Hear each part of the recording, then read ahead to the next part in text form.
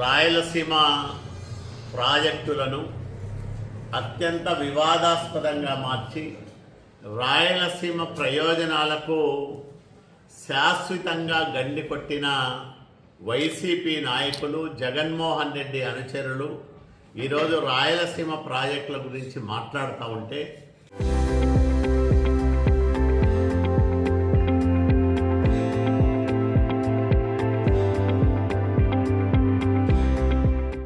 దయ్యాల వేదాలు వల్లించినట్లుగా ఉంది.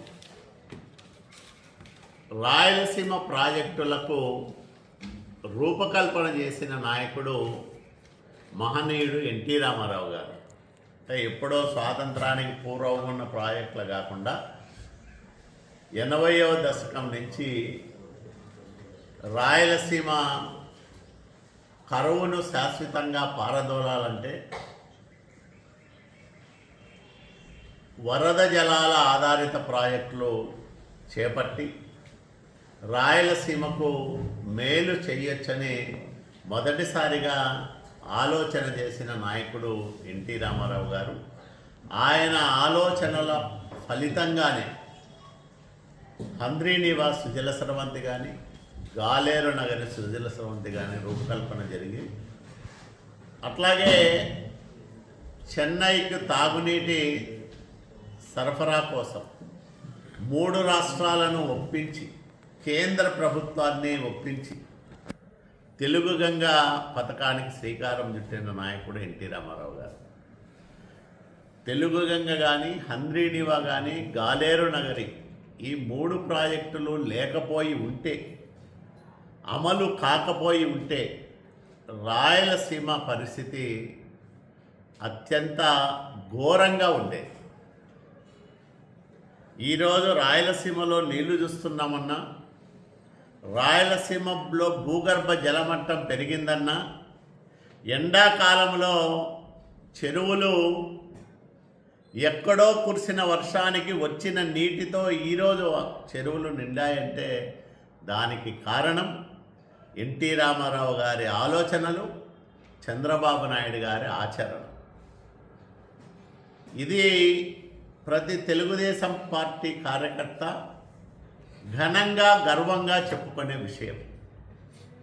రాయలసీమ పేరు చెప్పి రాయలసీమ వెనుకబాటుతనాన్ని బూచిగా చూపించి దశాబ్దాల కాలంగా రాజకీయ పబ్బాలు గడుపుకున్న నాటి కాంగ్రెస్ నాయకులు కానీ, ఈరోజు మాట్లాడుతున్న వైసీపీ నాయకులు కానీ ఈ రాయలసీమకు చేసిన ద్రోహం అంతా ఇంత కాదు. పోతిరెడ్డిపాడు సందర్శన పెడతారని, ఏం చేశామని పెడతారని నేను అడుగుతా ఉన్నా. రాయలసీమ లిఫ్ట్ ఇరిగేషన్ అనే ఒక కార్యక్రమాన్ని ప్రారంభం చేయకముందే 100 కోట్లు జగన్మోహన్ రెడ్డి తినేశాడని పెడతారా? దానికి ఎలాంటి అనుమతులు తీసుకోకుండా ప్రజాధనాన్ని దోచుకోవడానికి రాయలసీమను సాకుగా చూపించినాడు మా జగన్మోహన్ రెడ్డి అని చెప్పుకోవడానికి రాయలసీమ లిఫ్ట్ ఇరిగేషన్ని మీరు మాట్లాడతారా అని అడుగుతా ఉన్నారు వైసీపీ నాయకులు. ఏముంది మీకు చెప్పుకోవడానికి?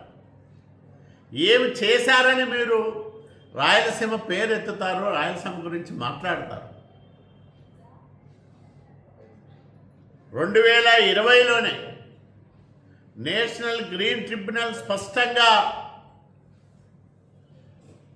ఆదేశాలు ఇచ్చిన, అభ్యంతరాలు చెప్పినా, ఆపేసిన,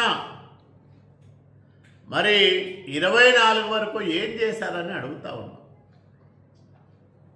3 ఏళ్ళు ఎక్కడ గడ్డి పీకినాడు మీ జగన్మోహన్ రెడ్డి అని అడుగుతా ఉన్నాం. ఎందుకు అనుమతులు తీసుకురాలేదని మేము అడుగుతా ఉన్నాం. ఈరోజు అనుమతులు తేరు, ప్రజాధనాన్ని 100 కోట్ల రూపాయలు దోచుకుంటారు, రాయలసీమకు చుక్క నీళ్ళివ్వరు. రాయలసీమలో నికర జలాల ప్రాజెక్టులైన తుంగభద్ర ఎగువ కాలువ లాంటి పనులకు ₹1 ఖర్చు పెట్టరు. హంద్రీనివాకు 5 ఏళ్ళు 2000 కోట్ల రూపాయలే మొత్తం రాయలసీమ ప్రాజెక్టులకు. హంద్రీనివాకు వాడుకున్న నీటికి కరెంటు బిల్లులు కూడా కట్టని దుర్మార్గులు వైసీపీ నాయకులు. వీళ్ళు ఈరోజు రాయలసీమ గురించి మాట్లాడితే ఎంత అపహాస్యంగా ఉంటుందో ఒకసారి ఆలోచన చేయమని నేను రాజకీయ మేధావులకు విజ్ఞప్తి చేస్తూ ఉన్నా. ఈరోజు రాయలసీమలో ఎగువ ప్రాంతాల్లో వర్షాలు కురిశాయి. మనకు అనేక రూపాల్లో నీళ్లు అందుబాటులోకి వచ్చాయి.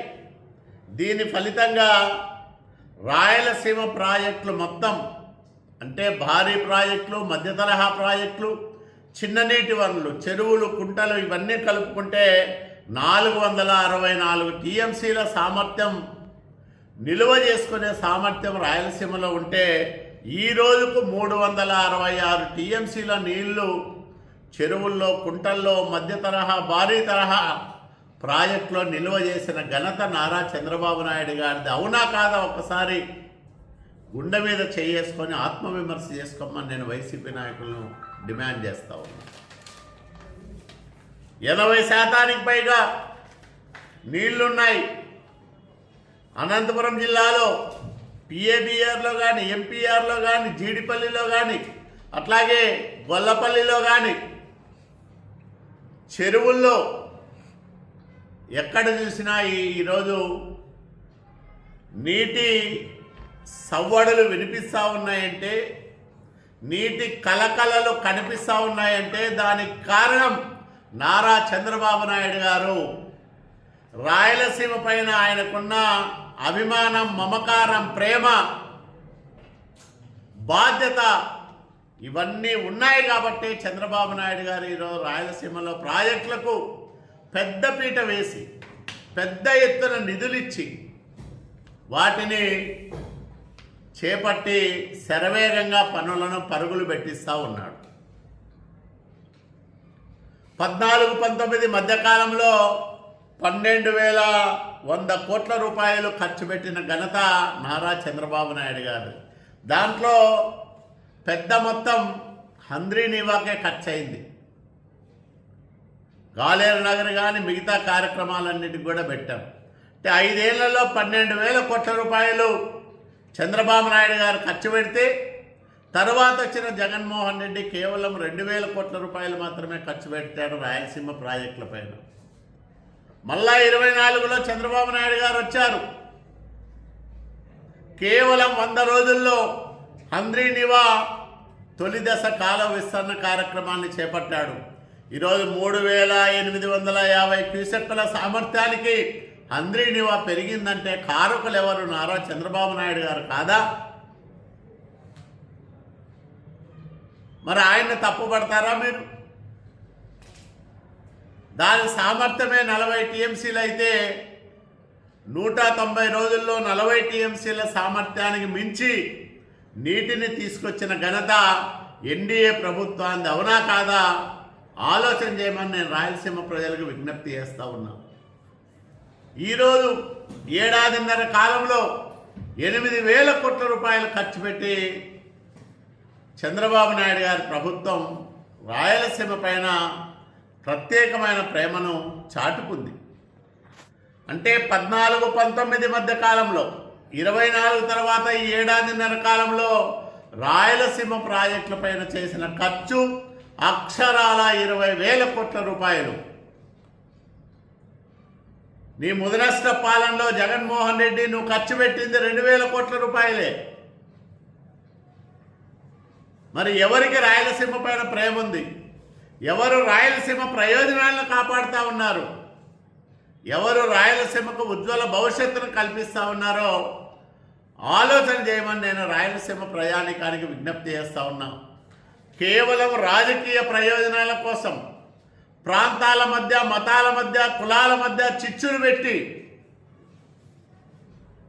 తమ పబ్బం గడుపుకునే రాజకీయ దౌర్భాగ్యులు వైసీపీ నాయకులు. ఇలాంటి దుర్మార్గులు, దౌర్భాగ్యుల పట్ల అప్రమత్తంగా ఉండమని నేను రాయలసీమ ప్రయాణికానికి విజ్ఞప్తి చేస్తా ఉన్నా. చరిత్ర సృష్టించినోడు ఇప్పుడు ఆ చరిత్రని తిరగరాయబోతున్నాడు. అబద్ధాల గోడల్ని బద్దలు కొట్టి నిజాలను రాగా మీ ముందుంచబోతున్నాడు. నిజమైన వార్తల కోసం వెంటనే డౌన్లోడ్ చేసుకోండి రా యాప్ని.